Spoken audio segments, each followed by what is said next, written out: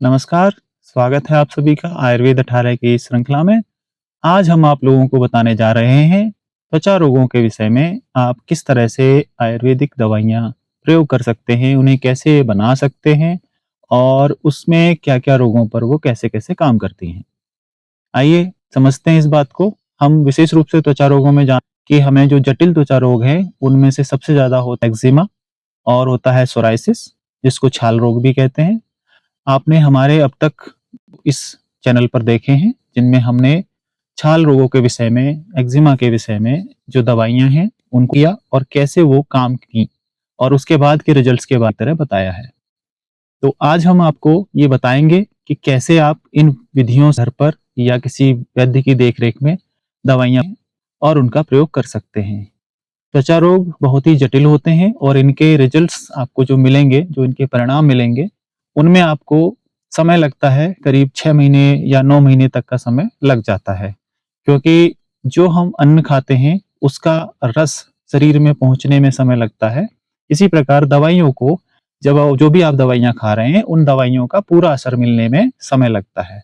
तो आप धैर्यपूर्वक, परहेज़ के साथ पूरी तरह से इन दवाओं का उपयोग कर सकते हैं और इन दवाओं में जो बनाने की प्रक्रिया है, वो हम आपको पूरी तरह से आज बताने जा रहे हैं। चलिए समझते हैं कैसे बनाएँ। चलिए आइए समझते हैं कि हम इन दवाओं में क्या-क्या चीज़ें प्रयोग करने जा रहे हैं और उनको कैसे आप अपने घर पर भी प्रयोग कर सकते हैं। किसी वैद्य की देख-रेख में ही करना चाहिए। सबसे पहले हम बताते हैं, ये हमने एक तेल बनाया है, जिसमें हमने सत्यानाशी जो पौधा होता है, जिसके बारे में हमने कई बार बताया भी है।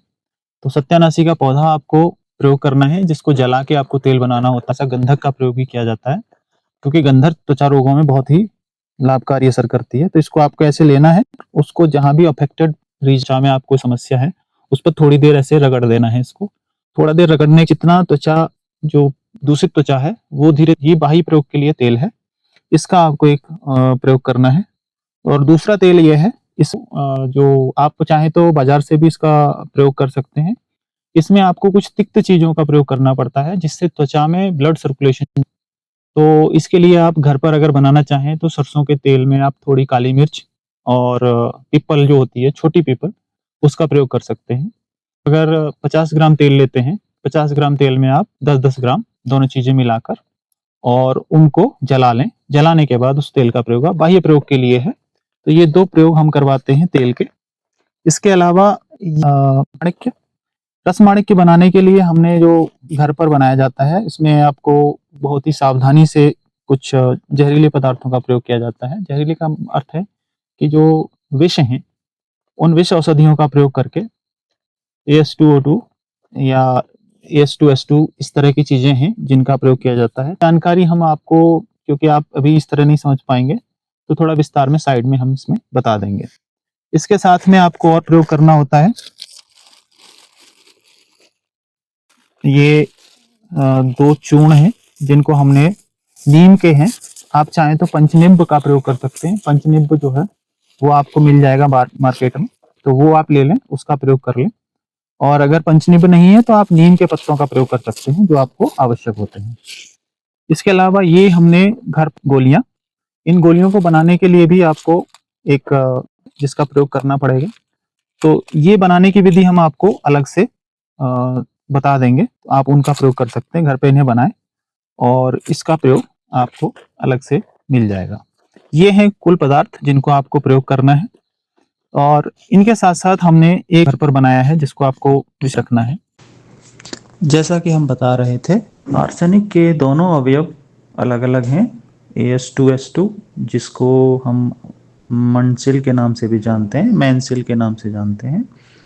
तो ये जो यौगिक है, ये भी विषम रोगों में काम आता है, जिसमें वात है, कफ है, जो रोग त्वचा रोग बन जाते हैं।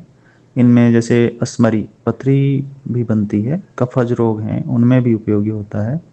इसका रंग लाल होता है या नारंगी जैसा होता है और ये विशेष शोधन प्रक्रिया के बाद ही इसको प्रयोग किया जाता है। आयुर्वेद में विष को न्यूनीकरण के बाद ही विभिन्न रसायनों के रूप में प्रयोग किया जाता है। तो जैसा हमने बताया AS2S2 ये मेंसिल है और ये भी त्वचा रोगों में प्रयोग किया जाता है, कफज और वातज में। लेकिन जो हम यहाँ बना रहे हैं, जिसका प्रयोग किया जा रहा है, वो इसमें आर्सेनिक का दूसरा अवयव है। जैसा हम पहले बता चुके हैं, इसका जो फॉर्मूला है, वैज्ञानिक नाम, रासायनिक नाम है, उसको AS2S3 कहते हैं। इसका जो आयुर्वेदिक नाम है वो हड़ताल है। हड़ताल का एक अन्य नाम रसमाणिक्य भी है, लेकिन हड़ताल को एक विशेष प्रक्रिया से गुजरने के बाद ही उसमें रसमाणिक्य बनता है। ये पीले रंग का होता है और त्वचा रोगों में विशेष रूप से जो वात रक्त के हैं, वात रक्त का एक अन्य नाम गाउट भी है, और विषम ज्वर हो जाता है, कुष्ठ है, दाद है, या कफ जब प्रकोप में बन जाता है, अर्थात अधिक मात्रा में जब रोगी दूषित कफ के कारण परेशान होता है, उसके उपचार में इसका प्रयोग किया जाता है। ये दोनों ही विषैले तत्व हैं, चाहे आप मेंसिल बोलें या हड़ताल बोलें, दोनों ही आर्सेनिक के अवयव हैं। तो इनको विशेष रूप से आपको ध्यान रखना है कि शोधन पूरी तरह हो जाए, उसके बाद ही इसका प्रयोग किया जाए। विश्व औषधि बनाते हैं, इसमें हम रसमाणिक्य का प्रयोग करते हैं। इसमें ध्यान रखना है कि माणिक्य रस जो है वो अलग है, माणिक्य रस अलग तरीके से बनाया जाता है, और उसमें भी सेम प्रकृति है विष की, उसका प्रयोग किया जाता है, लेकिन थोड़ा अंतर है। आर्सेनिक के ये दोनों अवयव होते हैं जिनका प्रयोग करते हैं, तो एक का रसमाणिक्य में प्रयोग होता है, एक का माणिक्य रस बनाने में प्रयोग होता है। तो जब भी आप ध्यान से बनाएं इसको, जब घर पे बनाते हैं, वैद्य की प्रक्रिया होती है, तो इसमें आपको कूपीपक्व रसायन है जिसकी विधि है, जो आप रस तरंगिनी से देख सकते हैं। रस तरंगिनी में जो व्याख्या दी गई है उस विधि से आप पूरी तरह इसको बनाएं। तो हमने यहाँ पर बनाया हुआ है, इसमें हमने पहले गंधक का थोड़ा सा प्रयोग किया हुआ है। ये दवाई पहले बनाई थी गंधक का प्रयोग करके, तो ये है। और इसमें हम अब जो हमने रसमाणिक्य बनाया था, ये रसमाणिक्य है, और जो कूपीपक्व विधि से बनाया गया है, इसका हम इसमें प्रयोग करेंगे। इसकी मात्रा का भी ध्यान रखना है आपको, विशेष रूप से जो आप मात्रा औषधि के अनुसार बनाएं, तो उसमें इसको ध्यान रखें, और इसको पूरी तरह से जब तक पूरा मर्दन न कर लें, क्योंकि ये विषैला पदार्थ है, तो इसको आप ध्यान रखें कि विष का प्रयोग करते समय आप स्वयं भी सुरक्षित रहें, वैद्य की देखरेख में ही इसका प्रयोग करें। जो लोग इसको प्रयोग करते रहते हैं केवल वही करें, अपने आप घर पर आप स्वयं इसका एक्सपेरिमेंट ना करें। इसका सलाह हम बार बार देते हैं अपने सभी वीडियो में। जो लोग इन प्रक्रियाओं को जानते हैं, समझते हैं, वही बनाएं।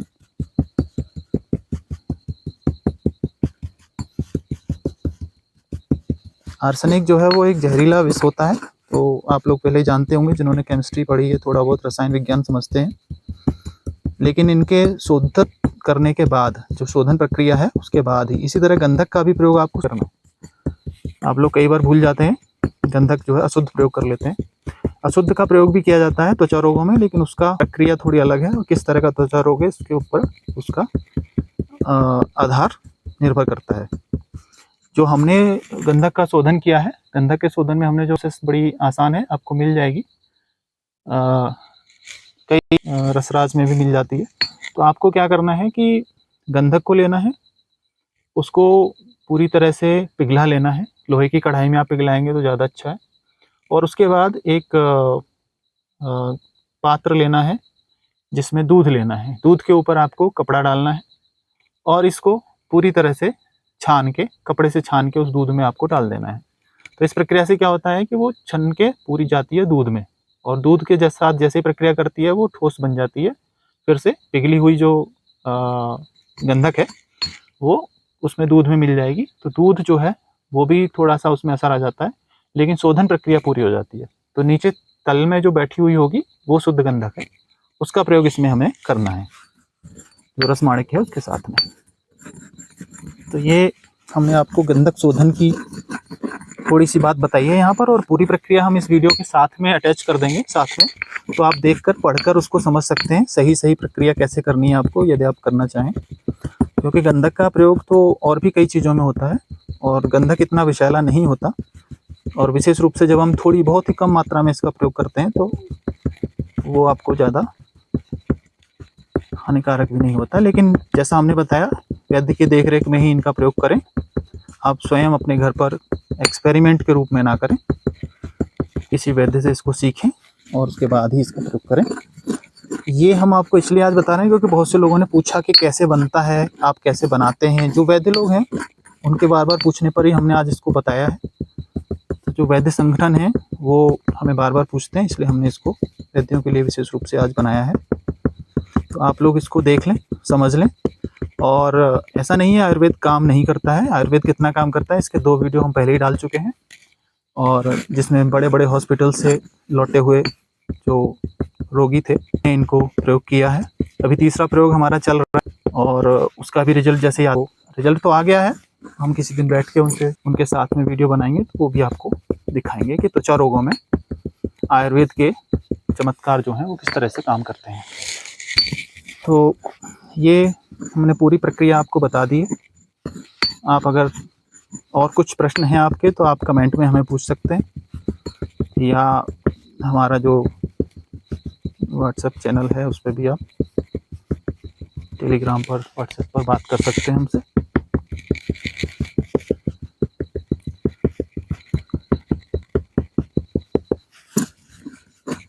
ये देखिए पूरी तरह से इसका मर्दन हो गया है। अब हम इसको छान सकते हैं, इसमें अब कुछ नहीं बचा है।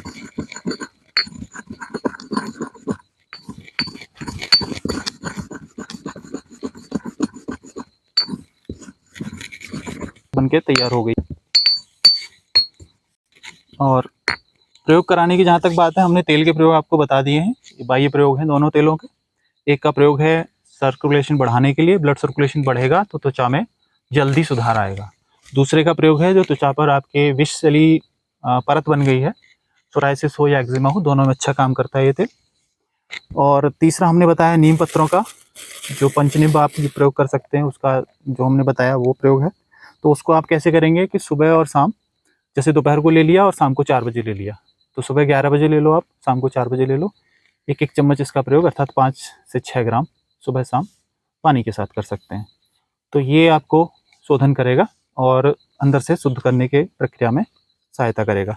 और जो हमने गंधक के साथ ये माणिक्य के साथ ये रस बनाया है, इसका आपको प्रयोग बहुत कम मात्रा में करना है। तो 2 से 2.5 ग्राम का प्रयोग करना होता है, दूध के साथ कर सकते हैं। ये आपको रोगी की प्रकृति को देखकर बताना होगा कि रोगी किस तरह का है। अधिकतर जो है पित्त और वायु के जो जोड़ हो जाता है, पित्त और दूषित वायु और दूषित पित्त, जब वो त्वचा के परतों में जमता है तब वो आपको त्वचा रोग देता है। तो हमें ये ध्यान रखना होता है कि ये जो रोग है उसमें रोगी की स्थिति किस स्थिति में है। अगर मान लो त्वचा रोग में पित्त स्थिति बहुत ज़्यादा खराब है तो आपको पित्त सामक पदार्थ देने हैं, पित्त शोधक देने हैं। वो पदार्थों की प्रक्रिया भी आप जानते ही हैं, वैसे तो वैद्य लोग इस चीज़ को जानते हैं।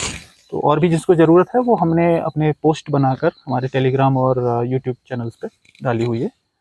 इसमें जो परहेज़ का ध्यान रखना पड़ता है वो सबसे ज़्यादा आवश्यक है। जो लोग परहेज़ नहीं कर सकते उनको ये समस्या जो है वो देर से जाती है। तो जहाँ तक परहेज़ की बात है, आपको परहेज़ में ये ध्यान रखना है कि आपको नमक का प्रयोग बिल्कुल नहीं करना है। नमक है, टेरिकोट के कपड़े हैं, तो आपको सूती कपड़े प्रयोग करने हैं। और साथ-साथ आपको दूसरा जो ध्यान रखने वाली बात है, वो है कि आप जूते-मोजे पहन कर ना रहें। खटाई है, तेल है, मिर्च मसाले हैं, इनका प्रयोग नहीं करना होता है।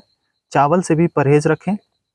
और सबसे ज़्यादा जो आपको प्रयोग करना है, आप कहेंगे क्या खाया जाए, तो इसमें जैसे मैंने बताया कि क्या नहीं खाना है वो तो आवश्यक है ही, क्या खाना है वो भी बहुत आवश्यक होता है। तो आपको इसमें जो जौ का आटा है, जौ और चने, चने जो है वो सबसे ज़्यादा प्रयोग होते हैं। चने का प्रयोग आपको जितना ज़्यादा आप करेंगे उतना ज़्यादा त्वचा रोगों में आपको लाभ मिलेगा। जो गेहूँ है उसको छोड़ देना होता है, गेहूँ आपको प्रयोग नहीं करना है, नमक प्रयोग नहीं करना है और तेलीय चीज़ों का प्रयोग नहीं करना है।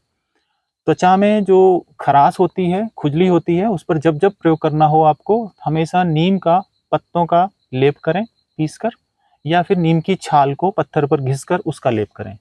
गंगा जल में घिस सकते हैं, नहीं तो आप नॉर्मल पानी में घिसें उसको, और उसका जो लेप बनेगा उस लेप को जितने भी अफेक्टेड स्थान है आपके शरीर में, जहाँ जहाँ त्वचा रोगों से आपको समस्या हो रही है, वहाँ आप इनका प्रयोग करें। तो जो लोग इस प्रक्रिया में और ज़्यादा जानना चाहते हैं, आप सभी लोग हमसे जुड़ सकते हैं और अपने प्रश्न हमें फिर से पूछ सकते हैं। आप सबने हमें इतना सहयोग दिया, अब तक हमारे साथ काफ़ी लोग जुड़ गए हैं, तो हम आप सभी का पुनः धन्यवाद देते हैं। आप सभी का सादर नमस्कार।